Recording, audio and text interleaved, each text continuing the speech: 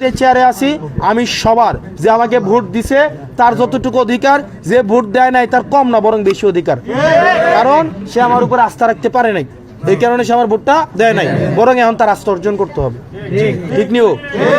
তার মানে কি, যে ভোট দেয় নাই সে যদি আপনার কাছে আসে বা যে আমার বিরুদ্ধে নির্বাচন করছে আপনার কাছে আসে, আপনি যদি কোন ভোটের সময় আসলা না এখন আইসো, এটা কি হবে?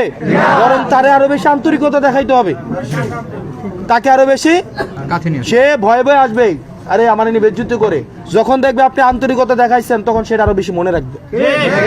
এটা করবেন কি করবেন না? আমরা কি প্রতিহিংসার রাজনীতি করব? প্রতিহিংসার রাজনীতি করব? মনে রাখতে হবে আমাদের এই সামাজিক সমস্যা, এটা বিএনপিরও সমস্যা, জামাতেরও সমস্যা, আমাদেরও সমস্যা।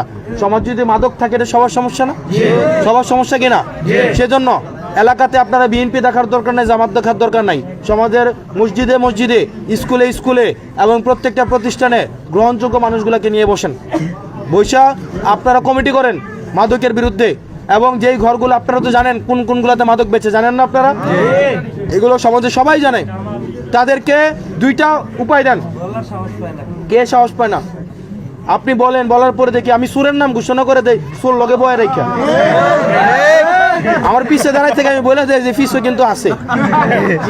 ভাই আমি তো জানি জনগণ আমার আছে, সুতরাং আমি তো চোরের উপরে নির্ভর করে ভোট করি নাই।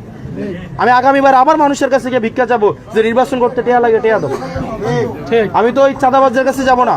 মাটি কাটার বিরুদ্ধে গেছি কিনা? আটকাইতে পারছে? আমার বিরুদ্ধে মিছিল হয়েছে কিনা? আটকাইতে পারছে? চুরি করে মাটি কাটতে চেষ্টা করে কিন্তু পারে না, ট্রাক নিয়ে বের হয় কিন্তু পারবে না, কারণ আমি জানি আমার গায়ে যদি কোনো একটা আক্রমণ হয় তখন আপনারা নেমে আসবে।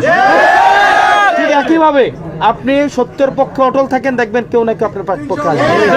শোনেন, মনে রাখবেন, একটা সমাজে শতভাগের মধ্যে 4 জন খারাপ থাকে, 4 জন খারাপ, কিন্তু ওই 4 জন ঐক্যবদ্ধ থাকে, আর 96 জন ভালো কিন্তু তারা বিচ্ছিন্ন থাকে। এই 4 জন ঐক্যবদ্ধ থাকার কারণে ওদেরকে শক্তিশালী মনে হয়, কিন্তু ওরা মূলত দুর্বল। ওরা ভয়ে থাকে, ওরা ভয়ে ভয়ে থাকে, কোন সময় ধরা পড়ে যায়। মাদকের বিরুদ্ধে যারা আছে তাদের বাড়িতে বাড়িতে যাবেন, গিয়ে তাদেরকে বলেন তোমাদেরকে সময় দিলাম, তারা যদি ভালো পথে আসতে চায় তাদেরকে আমরা সম্মানে বরণ করে নিব, কারণ তাদেরকে রিওয়ার্ডের সুযোগ দিতে হবে। তাদেরকে আবার আপনি একবার মাদকাসক্ত হয়েছে বলে তাদেরকে একদম আপনি আর সমাজে ঢুকতে দেবেন না, এরকম হইলে তো সে আসবে না। তাকে সম্মান দেখাইতে হবে যে ঠিক আছে, বুঝো নাই, পরিস্থিতি সাপেক্ষ হয়েছে, ঠিক আছে, তুমি আমাদের ভাই, আমাদের বন্ধু, আমাদের ভাতিজা, চলো তোমার কি হেল্প লাগবে করবো আমরা, বলো কি হেল্প লাগবে আমরা করব, তুমি বলো বিদেশ যাইতে চাও, তুমি কতটুকু দিতে পারবা, বাকিটা মিলে ধরো আমরা দিই, আমরা সবাই মিলে দেই।